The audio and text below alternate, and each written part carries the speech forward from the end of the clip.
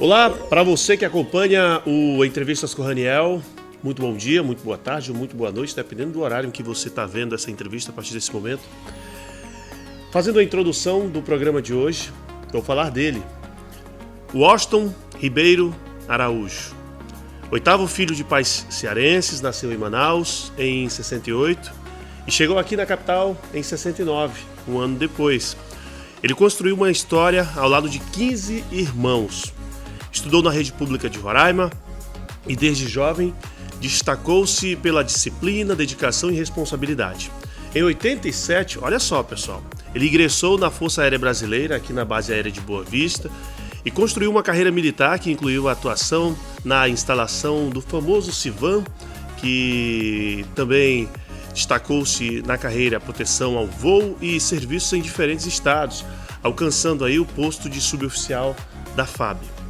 É pai de 5 filhos, entre eles 2 médicos, uma dentista e 2 empresários.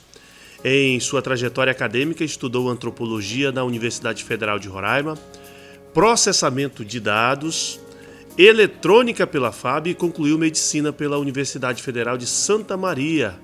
Atuou como médico no Rio Grande do Sul, Santa Catarina e posteriormente aqui em Roraima, onde atua até hoje. E durante a pandemia, olha só, ele se destacou bastante, trabalhando na linha de frente em diversos municípios aqui do estado, no Hospital Geral de Roraima, também lá no Cosme Silva e também na rede privada.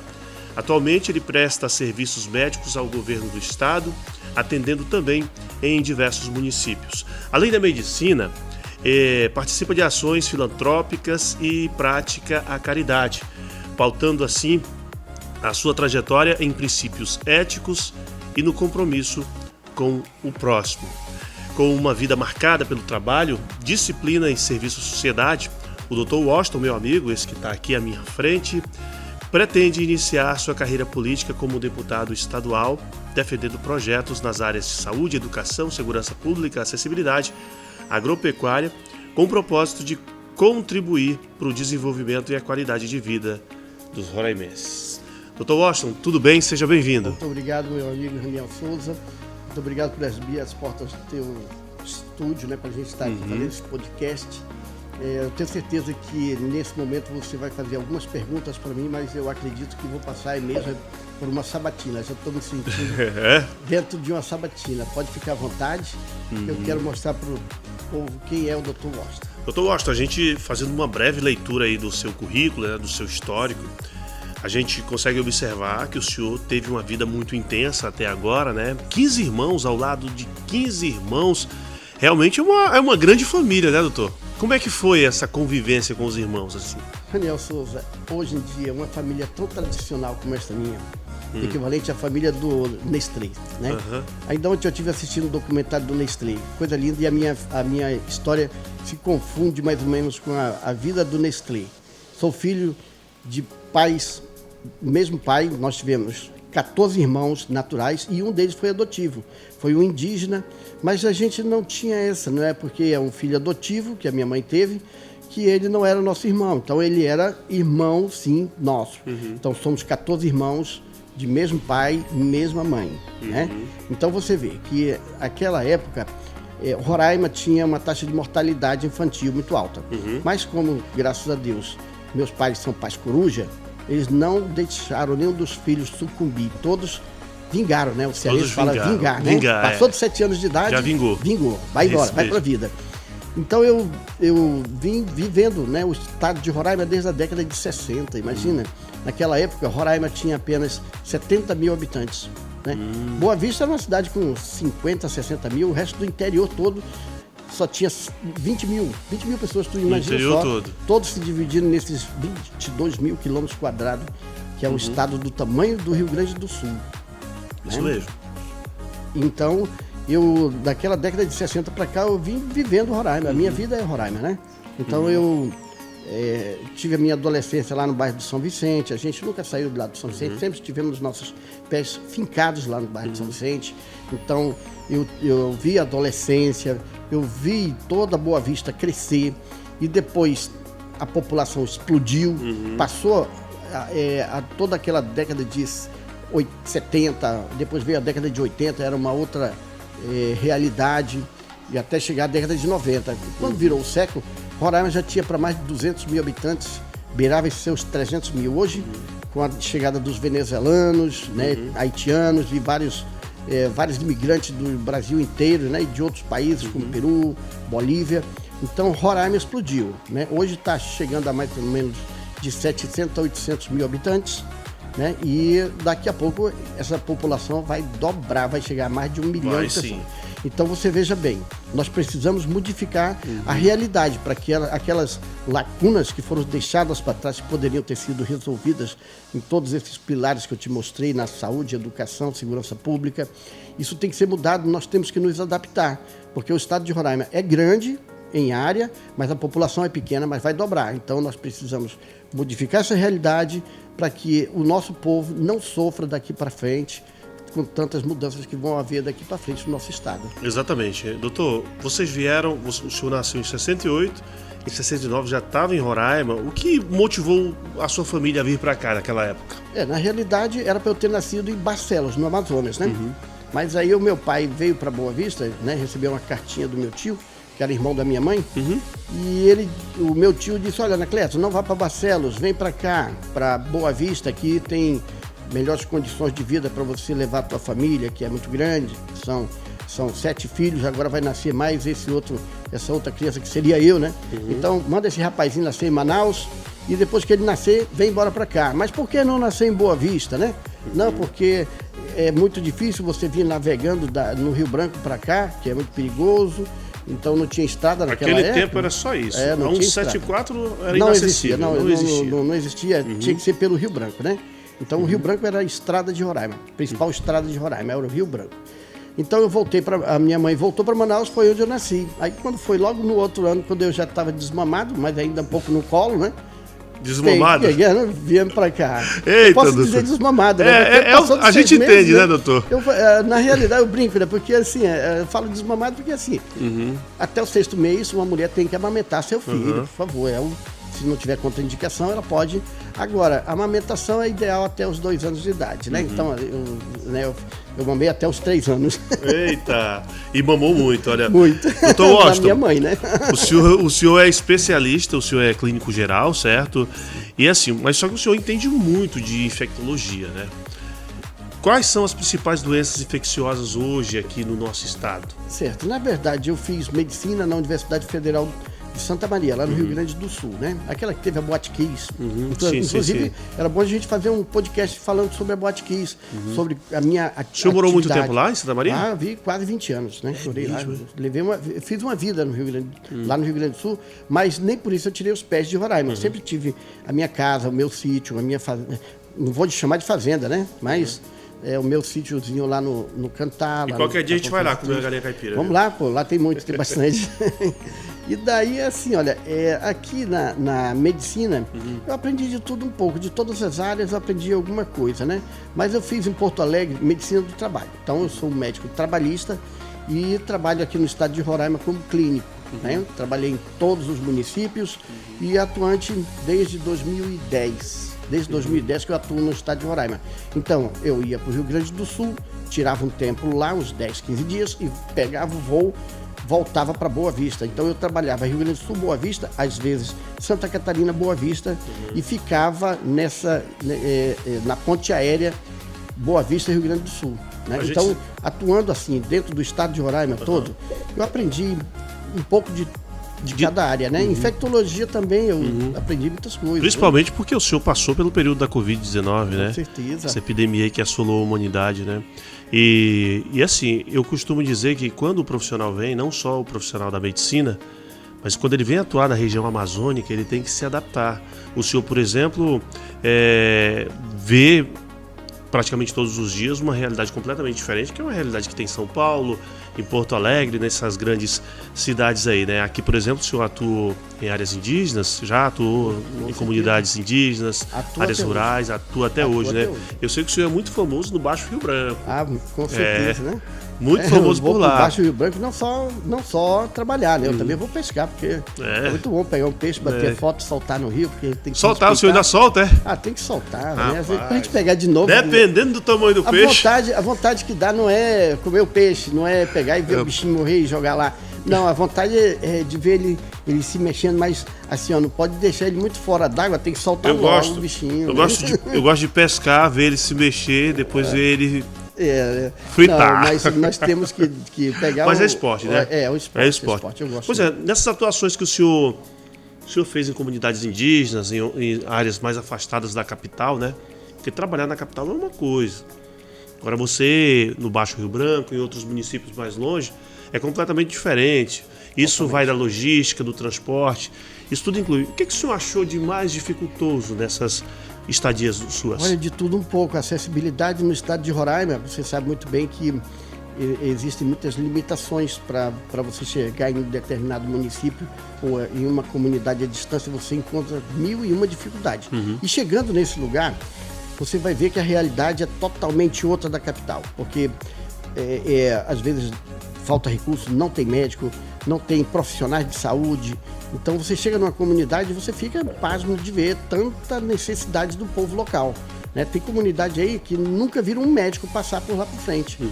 Entendeu? Então, você chega, por exemplo, lá nessas comunidades ribeirinhas do Baixo Rio Branco, naquelas comunidades de Sacaí, Santa Maria do Boiaçu, né, até chegar lá em Barcelos, né? Então você vê essas comunidades todas que não tem um posto de saúde, não tem um profissional que mora no local, que fique por lá vivendo o dia a dia, né? Como eu vivi o dia a dia lá de Santa Maria do Boiaçu e atendia todas aquelas regiões.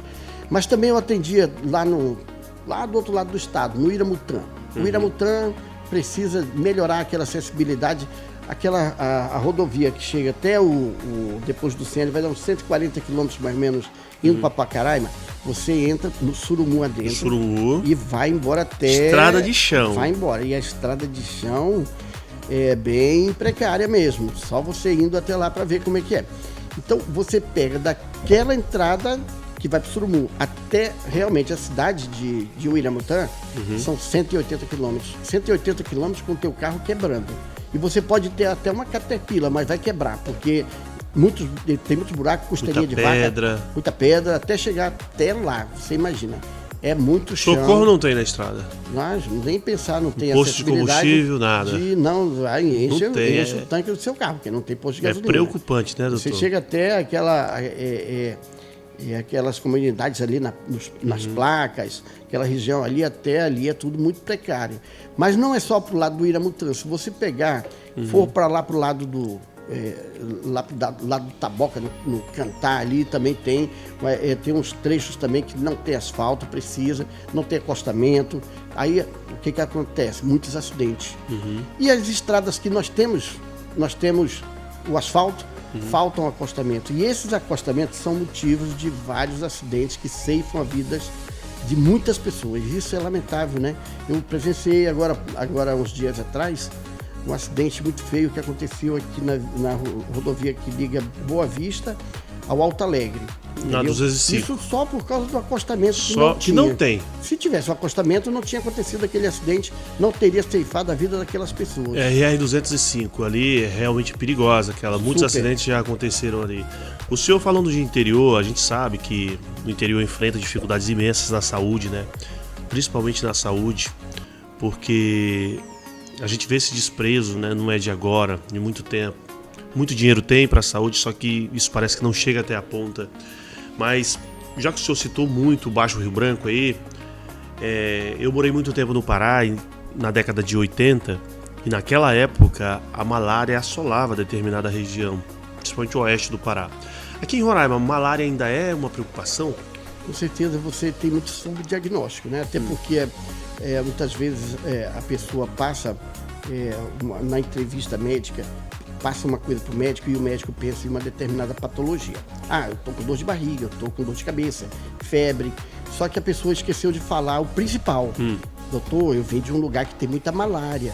Então a pessoa tem que falar primeiramente, olha doutor, estou vindo de uma área que tem muita malária, porque às vezes o médico vai pensar em uma outra doença, que pode ser uma gastroenterite, pode ser uma IVAS, que é a infecção de vias aéreas, e vai esquecer do principal, que é a malária. Nesse caso aí, o diagnóstico tardio vai trazer consequências desagradáveis para uma doença infecciosa dessa. né? A pessoa poderá evoluir para uma malária grave, aquilo que era uma malária simples, poderá se tornar uma malária grave, a pessoa vai precisar de internação, aí é quando ela vai chegar lá no pronto-socorro, pede socorro, o médico diagnostica, mas o médico vai ver que é uma malária grave, vai ter que ser internado. E muitas vezes a pessoa não quer ficar internada, né? É justamente essa confusão que muitas vezes o paciente chega até o profissional de saúde, não sabe explicar direito e não facilita o atendimento, né, doutor? Não facilita. E assim, em se tratando de saúde, tempo é ouro, né? Com no certeza. caso, né? É aquele negócio, né? Principalmente as doenças infecciosas, as infecções contagiosas. Se você tiver um diagnóstico tardio, aí o desfecho pode ser desfavorável. O diagnóstico tem que ser precoce. E isso vale também para as outras doenças, não é somente as infecções contagiosas, não. Você tem as neoplásicas, você tem as reumáticas e várias outras doenças que, se diagnosticado precocemente, você poderá resolver o problema em mais de 80% dos casos. Doutor, a gente vê muito falar sobre o Aedes aqui na capital, né, transmitindo a dengue, a chikungunya, mas isso também é comum no interior, essas transmissões? Com certeza, está em todo o estado, né? Também em região de mata? Na verdade é uma doença endêmica, né? Região de mata então, também? Existe a possibilidade, porque assim, olha, você imagina uma pessoa que mora numa comunidade, à distância, ela precisa vir para um lugar que é endêmico para uma doença infecciosa dessa. Aí o que acontece? Ela pega a doença nesse lugar endêmico e vai para a comunidade. Então você vai ter o diagnóstico à distância. Já vi casos de pessoas que vieram para cá, para o norte, visitar e retornaram para o Rio Grande do Sul. No Rio Grande do Sul não é endêmica a malária. Então um médico lá no Rio Grande do Sul, ele jamais vai pensar em malária, né? Então a pessoa vai piorando, o diagnóstico é tardio, aí pronto, aí ela vai ter que ficar internada com um diagnóstico tardio de malária no estado à distância, justamente porque ela veio da região endêmica e foi para um lugar que não existe essa doença. A mesma coisa acontece nas comunidades dos interiores. A pessoa vai para uma comunidade endêmica de uma doença viral dessas, aí, como é o caso da chikungunya, e aí essa pessoa chega lá nesse lugar, acaba se contaminando e evoluindo para uma piora. Esse é o diagnóstico tardio também dessa doença viral. E assim, quem está longe dos grandes centros de atendimento, distantes, e de repente quando tem alguma doença, muitas vezes se desespera e acaba se automedicando. E essa automedicação é evidente que pode trazer danos à saúde, né? Porque a minha mãe fala que a diferença entre o medicamento e o veneno é só a dose. Então, isso é muito comum no interior, a automedicação, o uso de antibióticos de maneira indevida? Não só no interior, em todo o Brasil, na verdade, né? É muito comum uma pessoa dizer, eu tô com uma dorzinha de garganta, vou já comprar um anti-inflamatóriozinho, aí vai levando e depois arranja uma caixinha de um antibiótico, vai lá e toma. E isso acaba causando problema, uma resistência bacteriana, porque em alguns casos você vai precisar de exames, tem que lançar mão de exames.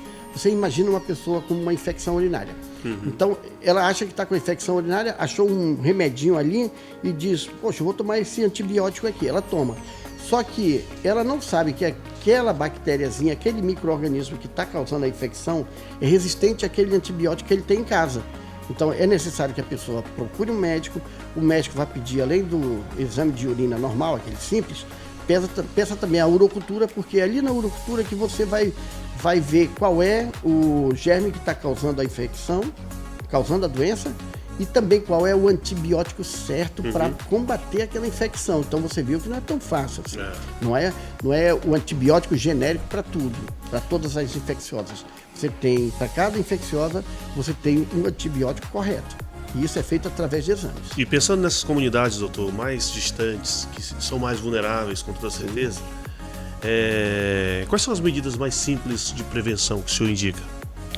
Bom, primeiramente, eu acredito assim, que você tem que, primeiramente, procurar uma atenção básica de saúde, porque se você não procurar atenção básica de saúde para fazer o teu atendimento regular, os seus exames de rotina, a pessoa vai ter doença silenciosa, uma doença que é chamada também de inimigo silencioso.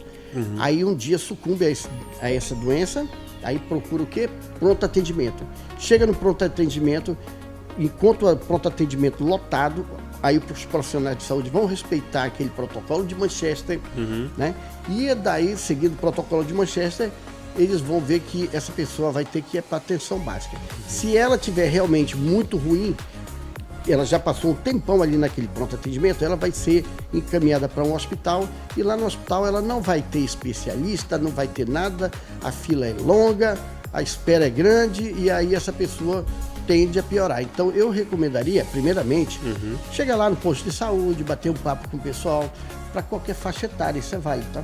Porque para cada faixa etária existe sempre aqueles exames de rotina que a pessoa tem que fazer, né? Para fazer aquele check-upzinho e ver se está tudo bem. Doutor, agora a gente vindo bem para a realidade, pra nossa realidade, não só de quem vive aqui na capital, mas também do pessoal do interior. Quais são os principais gargalos que impedem a gente ter uma saúde de qualidade aqui em Roraima? Na sua visão. Certo. Na minha visão, eu acredito que seria mais uma gestão do serviço de saúde de uma forma geral. Porque você veja bem, hoje em dia nós temos uma centralização dos pronto-atendimento do estado de Roraima todo. Isso é diferente dos outros grandes estados do Brasil. Você imagina um estado como Minas Gerais, que tem 625 municípios. Se cada município dependesse do governo de Minas Gerais para poder receber aquele serviço, aquela gestão do seu pronto atendimento, aquela comunidade iria sofrer com a falta de saúde. E isso é o que está acontecendo aqui em Roraima. Aqui em Roraima é centralizado tudo nas mãos do governo, aí o que acontece? Aquela pessoa que fica numa comunidade à distância, ela vai ter dificuldade no seu serviço de saúde. Com isso, essa pessoa não vai ter como pegar e dar sequência no atendimento, fazer um diagnóstico precoce para poder chegar até um especialista.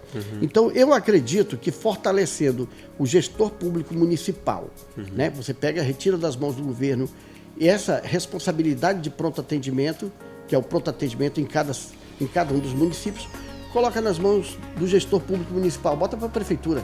Só assim a pessoa vai chegar lá nesse pronto atendimento, vão respeitar o protocolo de Manchester e com isso você vai ter um atendimento muito mais saudável, muito mais eficaz. Essa pessoa vai ter o diagnóstico, vai tratar e não vai precisar chegar até o hospital para ser internada. Então ela vai pegar e fazer esse tratamento.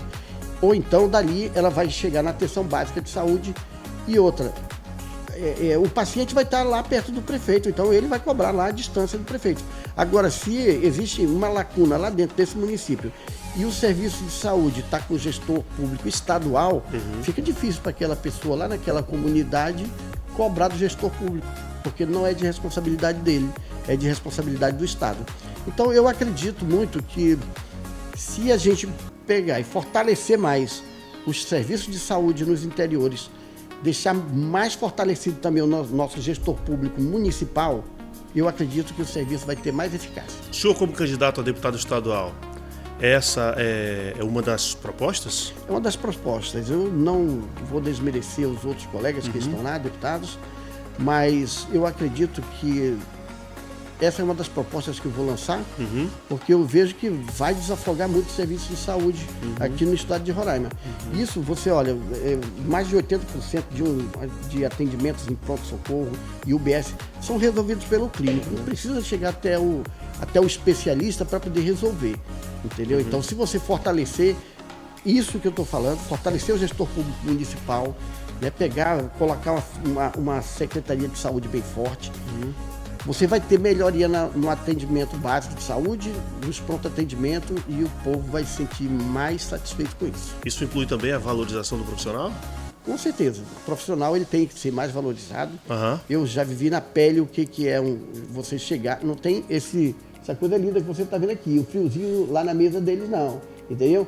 Às vezes tem lugares nesses interiores que a gente tem que fazer a famosa rachadinha para poder ter o lanchinho da tarde, essas coisas. Então, o profissional desses lugares, eles têm que ser mais valorizados. Nós temos que valorizar e procurar meios para que eles consigam trabalhar com mais eficácia, cuidar mais da família deles, que só assim, eles trabalhando mais satisfeito, você também vai ter um melhor serviço dele lá nesse serviço de saúde, de uma forma geral. Doutor, a gente está aqui praticamente sem script, né? Uma conversa franca, uma conversa direta. O senhor, como médico, ao longo desse tempo, o senhor deve ter convivido aí com muitos médicos cubanos, né, do programa Mais Médicos. Existia alguma diferenciação no tratamento ou todo mundo era tratado igual? O que o senhor acha? Na sua opinião. Veja bem, na verdade, o SUS está aí para servir a todos, né? Não pode haver distinção de raça, sexo, posição social, nada, gêneros, nada. Então, todos têm que ser tratados de igual por igual. Os profissionais que vieram de fora somam muito para o nosso estado, até porque eles trazem conhecimentos de fora, né? A cultura diferenciada de cada lugar é muito bonita. Eles trazem o que tem de bom em cada país.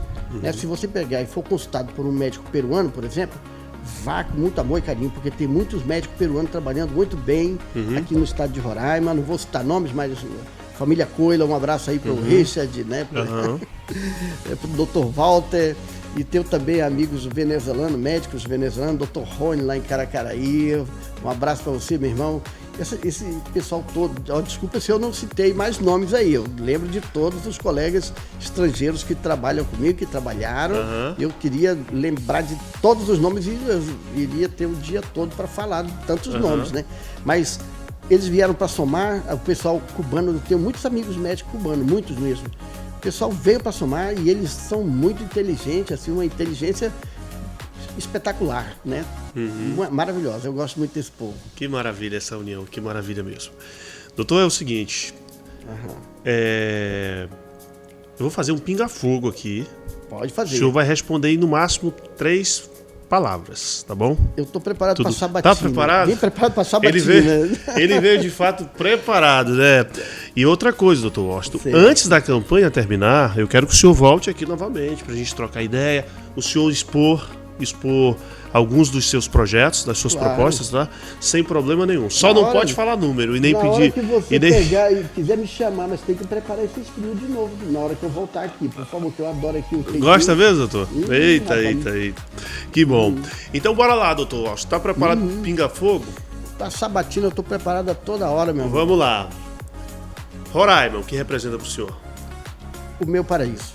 O meu paraíso, a terra que me acolheu, a terra que me ama, a terra que eu amo.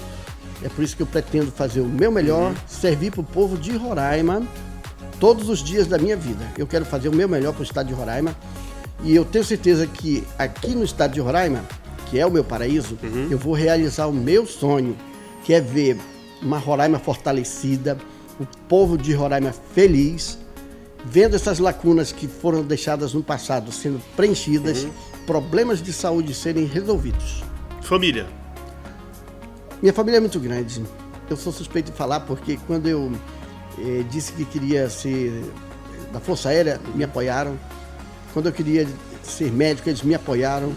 E agora eu quero ser deputado estadual, eles estão me apoiando todos. Hoje eu falei com a minha prima, a Tayana, né? Nossa, meu Deus do céu, que doçura de menina.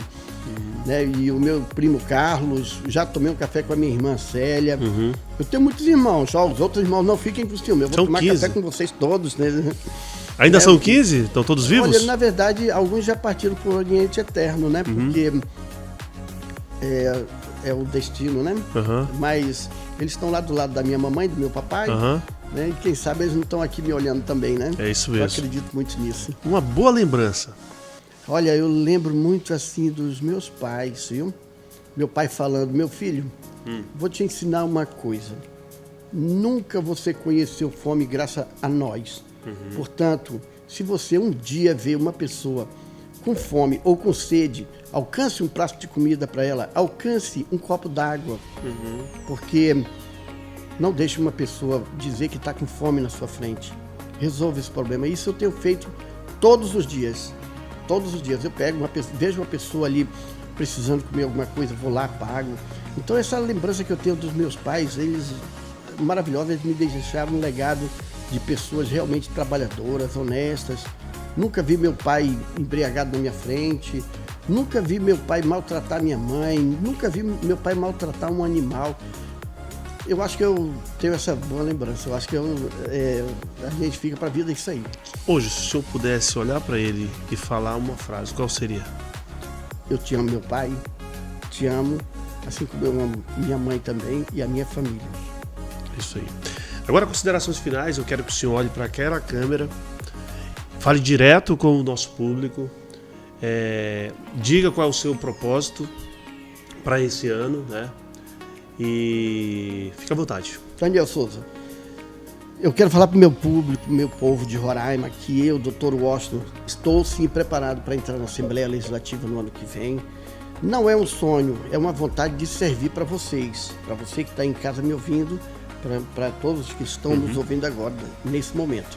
Estou preparado porque o meu currículo é bom, eu tenho visto com bons olhos o povo de Roraima, tenho caminhado em todos os 4 cantos do estado de Roraima e tenho visto várias lacunas, vários problemas que podem facilmente ser resolvidos aqui na Assembleia Legislativa. Existem emendas parlamentares, decretos e vários recursos que você pode colocar no lugar certo. Porque verba tem, dinheiro tem. Agora o que está faltando é gestão. Nós vamos gerir o estado de Roraima, vamos fiscalizar todas as prefeituras, todas as obras que tiverem no estado de Roraima.